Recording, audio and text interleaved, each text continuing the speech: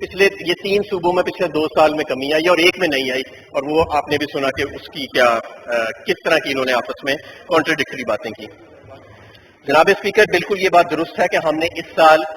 Salaries میں 10% اضافہ کیا ہے، اور مہنگائی کی اوسطاً شرح میں نے آپ کو بتائی کہ وہ 8.5% ہے۔ یہ اپنے دور میں زیادہ اضافہ ضرور کرتے تھے کیونکہ ساتھ ساتھ یہ بھرتیاں بھی کرا رہے تھے اسٹیٹ اونڈ انٹرپرائزز میں اور سارا کچھ، لیکن یہ زیادہ اس لیے اضافہ کرتے تھے کیونکہ ان کے دور میں مہنگائی کی شرح زیادہ تھی۔ میں نے آپ کو بتایا کہ 21% سے لے کے 14% تک مہنگائی کی شرح ان کے دور میں رہی، اس لیے ان کو زیادہ اضافہ کرنا پڑتا تھا۔ یہ اپنی نااہلی کو چھپانے کے لیے زیادہ اضافہ کرتے تھے، یہ کوئی بڑا تیر نہیں مارتے تھے، اور جتنی ان کے دور میں مہنگائی میں اضافہ ہوا ہے اتنی انہوں نے آمدن میں اضافہ نہیں کیا لوگوں کی۔ ٹیکسز کے اوپر بات ہوئی کہ جی آپ نے ٹیکسز جو ہیں وہ 20% تو گرو کر لیے ہیں، لیکن اس کا کیا فائدہ؟ ان کے دور میں tax to G D P ratio 5 سال کے اندر نیچے گیا تھا، جب یہ آئے تھے تو جتنا ریشیو تھا اس سے 5 سال میں نیچے گیا تھا۔ اس کے علاوہ میں یہ بھی کہنا چاہوں گا، انہوں نے کہا کہ فاٹا میں اور اے جے کے میں آپ نے کوئی ٹیکسز لگا دی ہیں، شاید انہوں نے بجٹ نہیں پڑھا، بجٹ پڑھ کے مجھے دکھائیں کہ کون سے ٹیکسز فاٹا اور اے جے کے میں لگائے ہیں اس بجٹ میں ہم نے، تو ایسی تو کوئی بات نہیں ہے۔ تو پھر انہوں نے یہ کہا کہ پیٹرول جو ہے آپ نے بہت مہنگا کر دیا ہے۔ جناب اسپیکر، میں سمجھتا ہوں کہ ہماری سیاست میں جب ایسے لوگ آتے ہیں جنہوں نے زندگی میں کوئی کام نہیں کیا ہوتا تو پھر ایسے ہی سٹیٹمنٹس آتی ہیں، کیونکہ یہ جو مستقل لوگ ہوتے ہیں نا، جنہوں نے مستقل صرف باتیں کی ہوتی ہیں، یا اپنے باپ دادا کے سر کے اوپر وہ آ جاتے ہیں یا کسی کی کر کے آ جاتے ہیں۔ اس وقت پاکستان میں تیل دنیا کا سب سے سستا تیل ہے، دنیا کا سب سے سستا تیل ہے اس وقت جو پاکستان کے اندر موجود ہے۔ ہمارا پیٹرول اور ڈیزل اس وقت پی ڈی ایل کی شرح جو ہے وہ 2 روپے پہ پہنچ چکی ہے، یہ 25 روپے پہ ہوتی تھی ایک ٹائم کے اوپر۔ 17% اس وقت سیلز ٹیکس ہے۔ جب مسلم لیگ نون کے دور میں قیمت نیچے جاتی تھی یہ سیلز ٹیکس کو 56% تک بھی لے گئے تھے، ہم نے 17% سے نہیں بڑھایا، ہم نے سارا پاس آن کیا۔ تو بجائے کہ اس چیز کا ہمیں وہ کریڈٹ دیتے تو وہ چلے گئے۔ انہوں نے کہا آپ کس منہ سے اپنے حلقے میں جاتے ہیں؟ ہمارے حلقے میں کتے کاٹنے کی کوئی بیماری نہیں پھیلی ہوئی، اللہ کا شکر ہے۔ ہمارے حلقوں میں اللہ کا فضل ہے، ہم HIV اور ایڈز سے محفوظ ہیں۔ ہمارے حلقوں میں ایسے حالات نہیں ہے کہ جیسے مونجو داڑو میں 3000 سال پہلے آثار قدیمہ ہوتے ہیں ویسے جاؤ تو ہیں، اور ویسے کہنے کو بڑے بڑے مزار بھی بنے ہوئے ہیں اور ویسے کہنے کو بڑے بڑے محلات بھی بنے ہوئے ہیں۔ ایسے اللہ کا شکر ہے ہمارے حلقوں میں حالات نہیں ہے، ہمیں بڑا پیار ملتا ہے۔ کراچی کے ایم این ایس کے ساتھ جس حقارت سے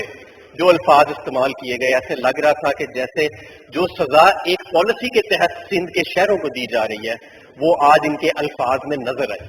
وہ حقارت، وہ نفرت نظر آئی۔ میں آپ کو بتانا چاہتا ہوں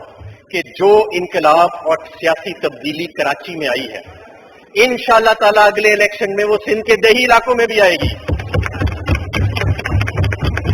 یہ چند جاگیردار جن کے سر پہ آپ ابھی بھی سندھ کی حکومت کر رہے ہیں، انہیں ڈرا دھمکا کے اور لالچ دے کے کچھ کو، یہ سلسلہ زیادہ دیر نہیں چلے گا۔ کفر کا نظام چل سکتا ہے، ظلم کا نظام نہیں چل سکتا۔ اور آج کل ایک نئی تشریح بھی نکلی ہوئی ہے، کہتے ہیں کہ جی کسی جگہ پہ میں نے دیکھا ان دونوں پارٹیوں کے لوگ بیٹھ کے کہتے ہیں کہ ٹھیک ہے تھوڑی کرپشن ہوتی ہے، کام شام بھی نکلتا رہتا ہے۔ میں آپ سے کہتا ہوں کہ اگر کرپشن کے سر پہ ڈیولپمنٹ ہوتی، اگر کرپشن کے سر پہ ہوتی تو یہ سندھ تو اس وقت کیلیفورنیا سے بھی آگے نکل گیا ہوتا۔ اگر کوئی دیکھنا چاہتا ہے کہ کرپشن سے کیا تباہی پھرتی ہے پوری دنیا میں تو جاؤ آج جا کے سندھ کا حال دیکھو، پھر آپ کو نظر آئے گا کہ کیسے کروڑوں لوگوں کی زندگیوں کو ختم کر دیا گیا، ان کے مستقبل کو قربان کر دیا گیا جب حکمران جو آتے ہیں وہ کرپٹ ہوتے ہیں۔ اور اس کی آج زندہ مثال کرپٹ جو سندھ ہے۔ سندھ کی حالت دیکھ کے یہ ڈیبیٹ دفن ہو جانی چاہیے کہ کرپشن سے کوئی فرق نہیں پڑتا لوگوں کی زندگیوں سے۔ لوگوں کی زندگیاں اجڑ گئی ہیں آج اس کے اندر۔ چیف جسٹس آف پاکستان نے کہا ہے کہ سندھ کی حکومت جو ہے وہ کوئی باہر سے بیٹھا تھا، کوئی یعقوب میمن کے کون ہے وہ کر رہا ہے، یونس میمن کر رہا ہے، اور سندھ میں کوئی نظام نہیں ہے۔ یہ تو ہم سب کو پتہ ہے، ہم سب کو پتہ ہے، مجھے بھی پتہ ہے، آپ کو بھی پتہ ہے اسپیکر صاحب، اور یہ جو لوگ بیٹھے ہیں سندھ سے آئے ہیں ان کو بھی پتہ ہے جو چلے گئے ہیں۔ جناب اسپیکر، اسٹیل مل کی بات کی گئی تو میں ان کو یاد دلانا چاہوں گا کہ 1990 میں جب آپ آئے تھے تو سلمان فاروقی کا سکینڈل تھا، جس کے بعد پیسے بھی واپس دیے گئے پلی بارگین میں۔ 2008 میں جب آپ آئے تو ریاض لالجی کا سکینڈل تھا۔ اور اربوں روپے منافع والی اسٹیل مل جس کے اکاؤنٹ میں 7 ارب روپے پڑے تھے، جب آپ چلے گئے تھے تو وہ اربوں روپے کے خسارے میں تھی اور اکاؤنٹ میں 1 پیسہ نہیں تھا، اور انہوں نے کہا تم نے اسٹیل مل بند کر دی ہے۔ اسٹیل مل ہم نے نہیں بند کی، اسٹیل مل مسلم لیگ نون نے 2015 میں بند کی تھی۔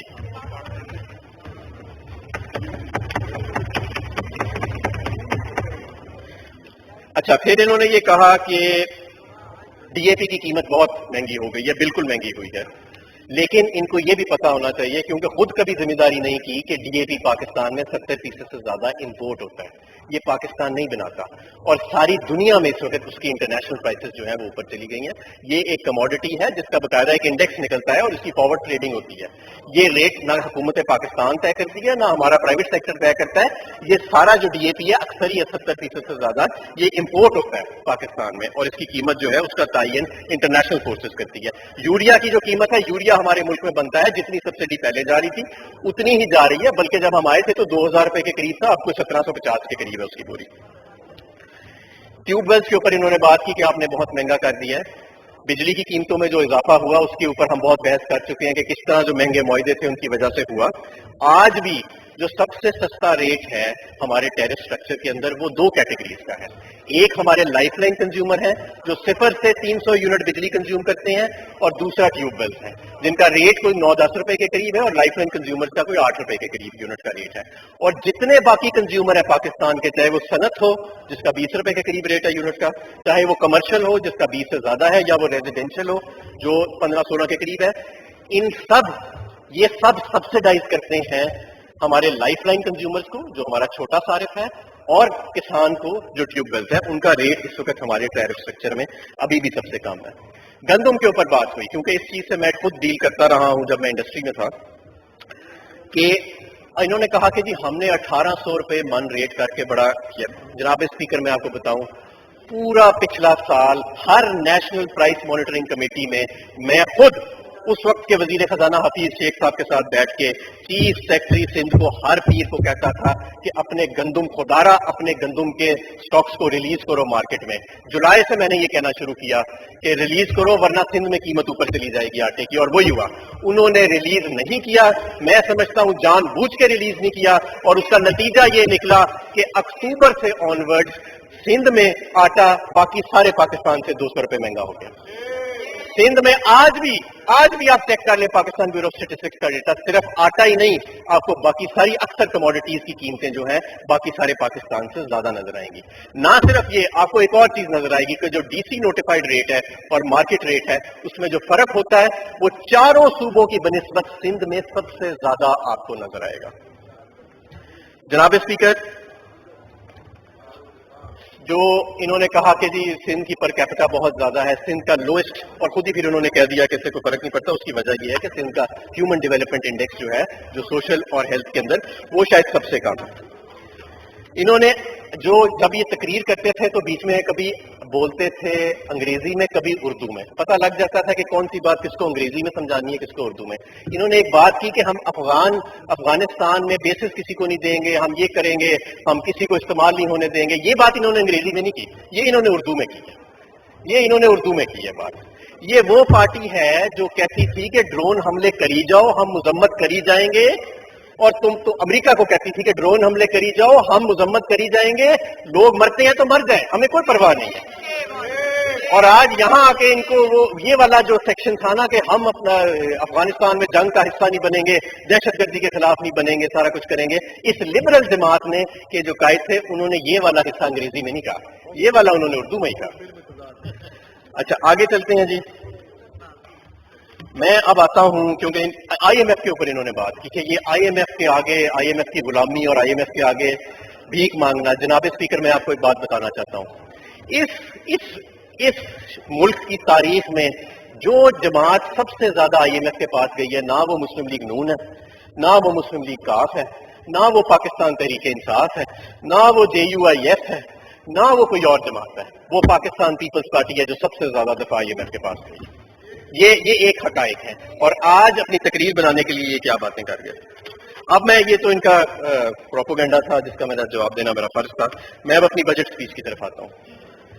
جناب اسپیکر، یہ ہمارا تیسرا بجٹ ہے اور جب میں نے پہلا بجٹ یہاں پیش کیا تھا اسی میں نے کہا تھا کہ ہم پہلے 2 سال اسٹیبلائزیشن کے دور سے گزریں گے اور اس کے بعد ہم گروتھ کے فیز میں داخل ہوئیں گے. یعنی کہ جو ملک ہمیں ملا تھا دیوالیے کے قریب تھا, اس کو بچانے کے لیے, اس کی معیشت کو استحکام دلانے کے لیے ہمیں 2 سال سخت فیصلے کرنے پڑیں گے, اور انشاءاللہ تعالیٰ تیسرے سال ہم گروتھ فیز میں, جہاں یعنی کہ معاشی ترقی کی رفتار جہاں تیز ہوتی ہے وہاں چلے جائیں گے. اور مجھے فخر ہے اسپیکر صاحب کہ آج میں آپ کے سامنے کھڑا ہو کے یہ کہنے والا ہوں کہ 2.5 سال پہلے شاید آپ نے بھی یہ سوچا نہیں ہوئے گا کہ میں اس وقت جو ملک تھا کہ آپ کے ذخائر کم ہو چکے تھے, انٹرنیشنل ریٹنگ ایجنسیز آپ کو ڈاؤن گریڈ کر چکی تھیں, آپ کے پاس کسی قسم کا امپورٹ کور نہیں تھا, 28 ارب ڈالر کی فائنینسنگ ریکوائرمنٹ تھی سال کی, تو آج میں آپ کو بیٹھ کے یہاں پہ 2.5 سال بعد یہ کہہ رہا ہوں گا کہ جناب اسپیکر ہمارے فورن ایکسچینج کے ریزرو 6 سال کی آج بلند ترین سطح پر پہنچ چکے ہیں. جناب اسپیکر نہ صرف یہ بلکہ جب ہم آئے تو 9 ارب ڈالر کے ذخائر تھے جو آج 16 ارب ڈالر کے ہیں, وہ 9 ارب ڈالر کے ذخائر جو تھے وہ بھی قرضے پہ یعنی شارٹ ٹرم سواپس پہ مشتمل تھے. ہم نے ان سواپس کو بھی کلیئر کر لیا تھا. جناب اسپیکر ہم نے ڈیٹ سروسنگ کی ہائیسٹ مقدار حاصل کی, یعنی کہ ہمیں پاکستان کی تاریخ کا سب سے زیادہ قرضہ واپس کرنا پڑ رہا ہے, بیرونی قرضہ 10 سے 12 ارب ڈالر سال کا, جس میں پرنسپل بھی شامل ہے اور سود بھی شامل ہے. جناب اسپیکر نہ صرف کہ ہم نے یہ واپس کیا بلکہ اس سال 3.5 ارب ڈالر پاکستان کے بیرونی قرضے میں اضافہ ہوئے گا, جو پاکستان کی پچھلے 6 سال کی تاریخ میں سب سے کم اضافہ ہوگا. جناب اسپیکر میں نے اس وقت آپ کو کہا تھا کہ کرنٹ اکاؤنٹ ہمارا ڈیفیسٹ میں ہے اور اس کو ہم نے ٹھیک کرنا ہے. آج الحمدللہ ہم 4% پہ گرو بھی کر رہے ہیں اور ہم $800 ملین کرنٹ اکاؤنٹ کے سرپلس میں ہیں. جناب اسپیکر اس وقت میں نے آپ کو کہا تھا کہ ہمیں انٹرنیشنل ریٹنگ ایجنسیز نے ڈاؤن گریڈ کر دیا تھا. آج الحمدللہ نہ صرف ہمیں انٹرنیشنل ریٹنگ ایجنسیز نے اپ گریڈ کیا ہے بلکہ فوربس میگزین اور جے پی مارگن میگزین جو ہے, جو جے پی مارگن انٹرنیشنل بینک ہے, وہ آج اس چیز کی گواہی دے رہا ہے کہ پاکستان کی معاشی اصلاحات کی وجہ سے ہمیں بہترین یہاں پہ اکنامک فورس حاصل ہے. جناب اسپیکر اسی سارے اسٹیبلائزیشن کے سفر کے دوران, اسی سارے معاشی اصلاحات کے سفر کے دوران ہم پہ کووڈ کی آفت آئی, اور یہ جو لوگ آج کل